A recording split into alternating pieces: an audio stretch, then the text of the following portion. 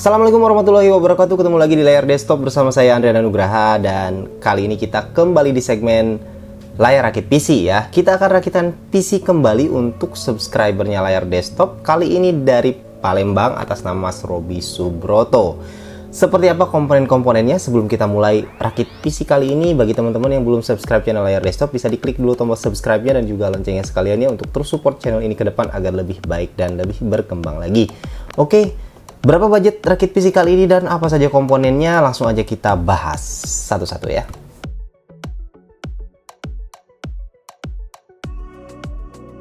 Untuk rakitan kali ini total budgetnya adalah 6 jutaan untuk komponennya ya. Dan apa saja komponen yang kita gunakan di sini?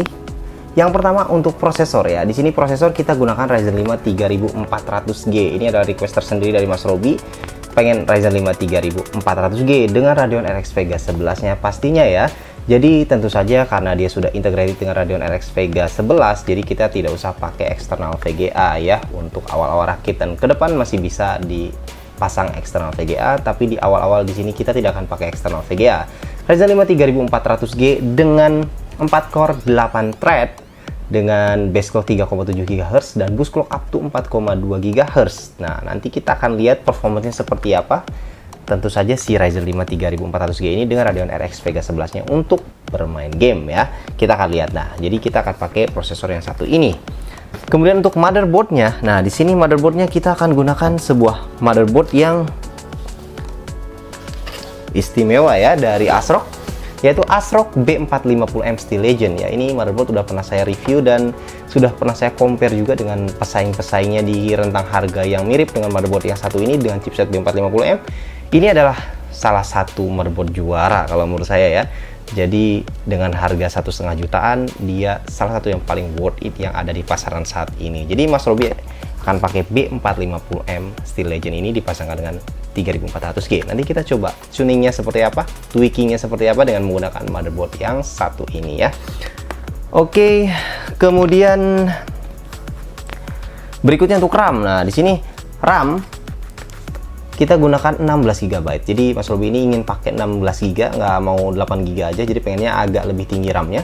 Jadi kita pakai RAM dari Clef ya, Clef Bolt X PC25600, 16 GB kit ya, 2x8 GB, 3200 MHz. Nanti kita akan coba RAM ini seperti apa sih performance-nya, dan sebenarnya sih RAM ini udah sering saya pakai sih, saya juga udah pernah pakai Clef Bolt X 3200 MHz yang 16 GB kitnya ini, dan cukup oke. Tapi nanti kita lihat dipasangkan dengan Ryzen 5 3400G akan seperti apa performance dari RAM yang satu ini.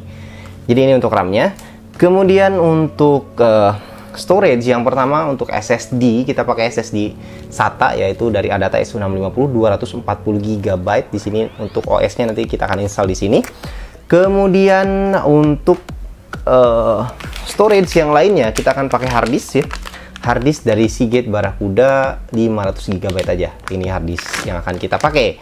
Kemudian berikutnya power supply ini ya. Power supply kita akan pakai dari First Player DK4 400 watt 80 plus bronze. Ini adalah power supply yang juga udah cukup sering saya pakai nih teman-teman ya. First Player DK4 ini meskipun namanya mungkin sebagian nggak tahu ya, tapi ini salah satu power supply yang cukup bagus ya saya rasa di kelasnya, dengan harga yang cukup terjangkau juga. Jadi bisa kita andalkan lah ya sebagai power supply di rakitan kali ini. Kemudian untuk casing ya, di sini ya, casing kita gunakan lagi ya sebuah casing dari Cube Gaming, yaitu Cube Gaming Nordic. Ini masih dibungkus belum saya buka ya. Dan ini adalah casing yang sudah pernah saya pakai juga di rakitan sebelumnya ya, ketika itu untuk rakit untuk Mas Anis dari Tangerang Selatan ya, pakai i3 9001F dan RX 570 ketika itu pakai casing yang ini. Dan kita di rakitan kali ini akan pakai casing ini lagi ya. Dan tentu saja kita akan tambah fan casing ya, fan casing yang ada RGB-nya, yaitu dari PC Cooler FX123. Nah, ini satu fan aja untuk outtake nanti di casingnya nanti ya. Itu aja untuk komponen yang akan kita gunakan di rakitan kali ini. Langsung aja kita akan rakit PC-nya ya, dan kita lihat nanti performance-nya seperti apa.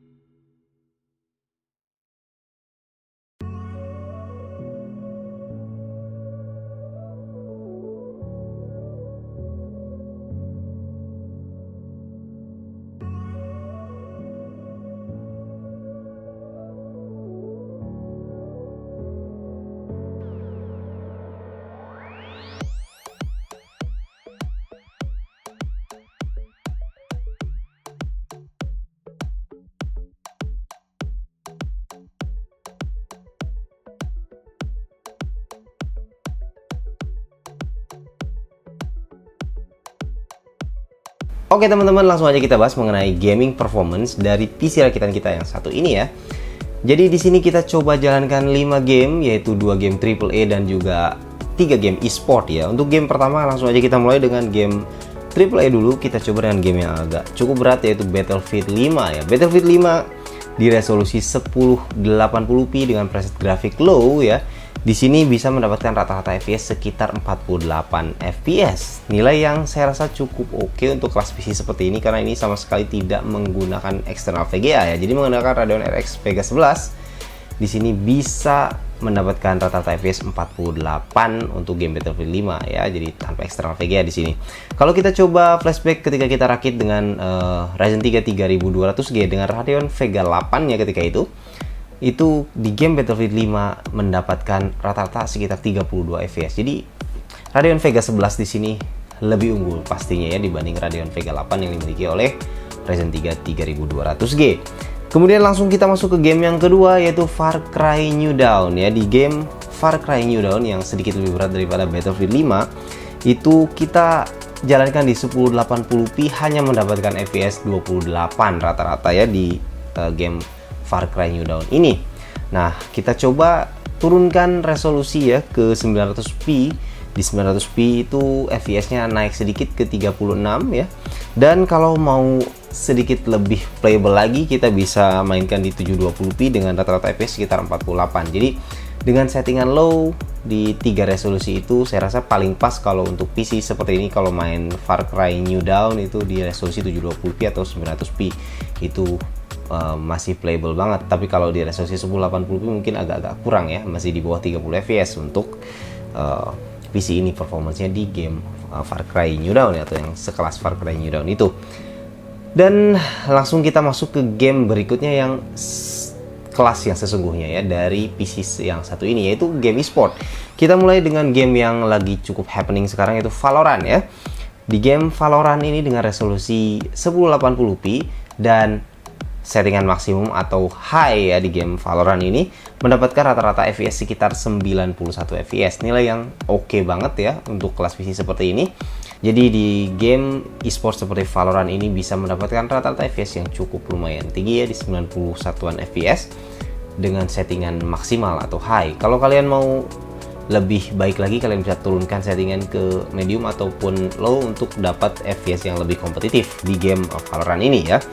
Kemudian game kedua e-sport berikutnya ya, game ke e-sport yang kedua yang kita coba di sini yaitu Dota 2. Dota 2 kita jalankan di resolusi 1080p rata kanan atau best looking. Di sini mendapatkan rata-rata 61 FPS ya.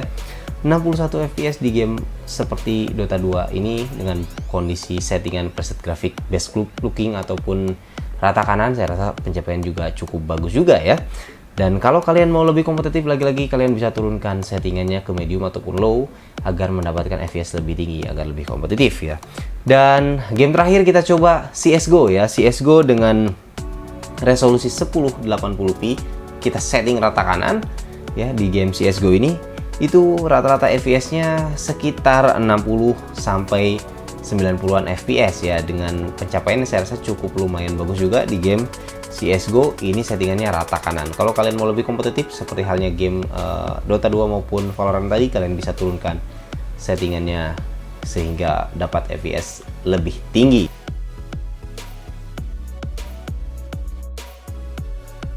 Berikutnya kita coba bagaimana performance PC yang satu ini ya ketika menjalankan aplikasi yang bersifat productivity. Nah, di sini kita coba dengan menjalankan aplikasi editing video Adobe Premiere Pro CC 2020. Saat kita jalankan aplikasi tersebut, itu bisa dijalankan dengan PC ini dengan cukup lancar ya, tanpa ada kendala sama sekali dalam proses editingnya. Dan ketika kita coba encoding ulang sebuah video berdurasi 16 menit 18 detik dengan ukuran file sekitar 1,9 GB ya, beresolusi 1080p untuk YouTube, itu bisa diencoding dengan waktu 23 menit 8 detik ya, atau sekitar 1,42 kali dari durasi videonya. Pencapaian yang memang nggak terlalu istimewa ya, pencapaian yang biasa-biasa aja untuk proses encodingnya. Tapi ya saya rasa wajar karena memang ini fully mengandalkan kekuatan dari prosesornya, yaitu Ryzen 5 3400G ya. Kalau di beberapa rakitan sebelumnya kita pakai VGA card, itu akan cukup bantu ya dalam proses encoding, terutama kalau pakai VGA card dari Nvidia dengan aplikasi Adobe Premiere posisi 2020 ini bisa cukup bantu ya si fitur CUDA core dari VGA Nvidia ini. Nah di sini kita pakai Ryzen 5 3400G tanpa eksternal VGA dan masih bisa menjalankan encoding dengan waktu yang saya pikir masih cukup oke lah ya, walaupun nggak istimewa gitu ya. Jadi ini PC walaupun tanpa eksternal VGA bisa juga digunakan untuk proses editing ya, jadi nggak cuma untuk gaming.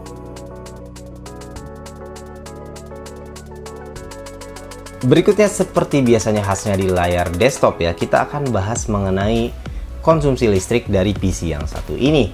PC yang satu ini tanpa eksternal VGA harusnya kan irit ya. Nah, apakah benar irit? Nah, di sini saya coba perlihatkan sama teman-teman kondisinya PC ini saat kondisi idle ya, itu idle di sekitar 45 watt rata-rata.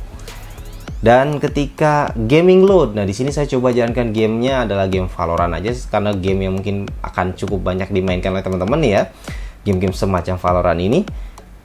Gaming load itu di 135 watt ya, 135 watt untuk gaming load dengan contoh game Valorant ini ya.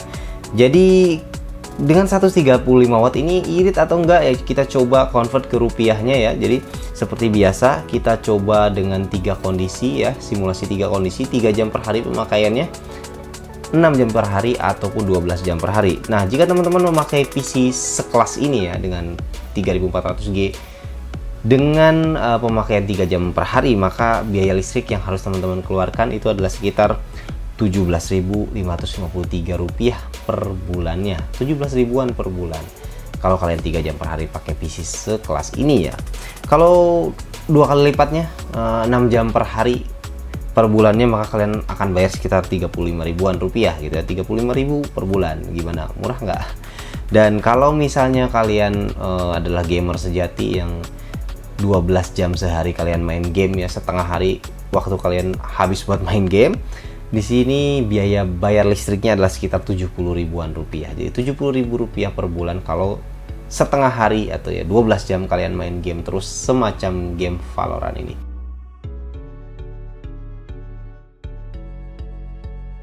Oke teman-teman, udah kita bahas ya tadi mengenai performance dari PC rakitan kita kali ini dengan menggunakan Ryzen 5 3400G yang memiliki Radeon RX Vega 11 ya. Di sini kita rakit tanpa eksternal VGA. Jadi hanya mengandalkan integrated graphics dari Ryzen 5 3400G yaitu Radeon RX Vega 11. Tadi kalian bisa lihat performance-nya ya, terutama di gaming tadi.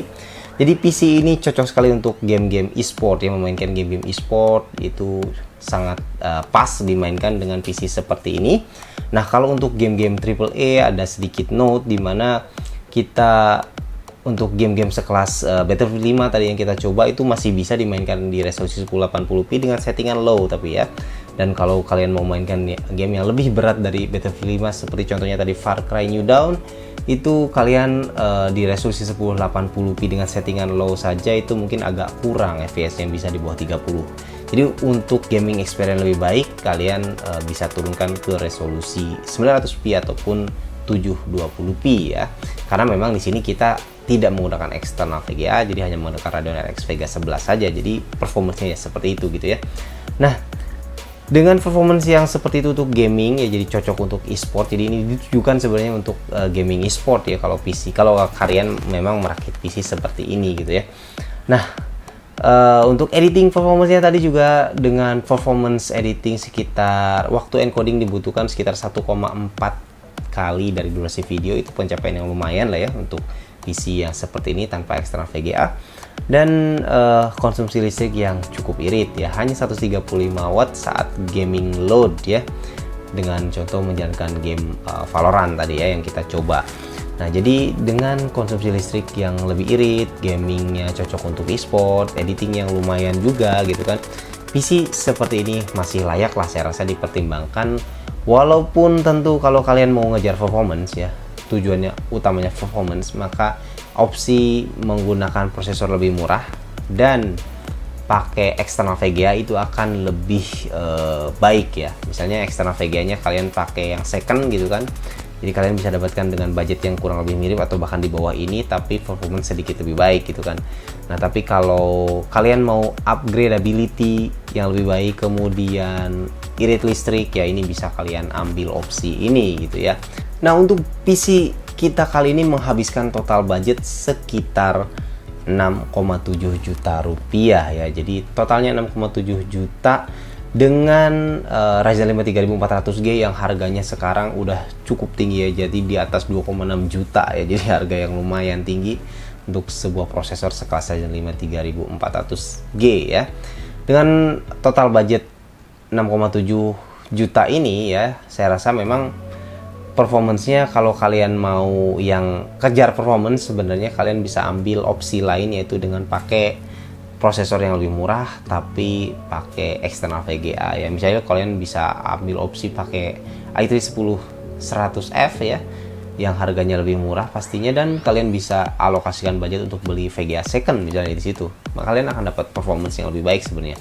Tapi kalau kalian memang butuh upgradability, maka ini sebenarnya memang pas banget, karena di sini tentu performance kalian akan dapatkan sekarang dengan performance yang lumayan, dan ke depan kalian masih bisa upgrade untuk dapat performance yang lebih baik lagi dengan pakai eksternal VGA ke depannya gitu kan. Jadi ini bisa. Jadi kalau kalian mau pakai dulu PC yang tanpa eksternal VGA dulu, dan ke depan akan upgrade pakai VGA supaya performance meningkat, ya itu bisa jadi opsi gitu ya.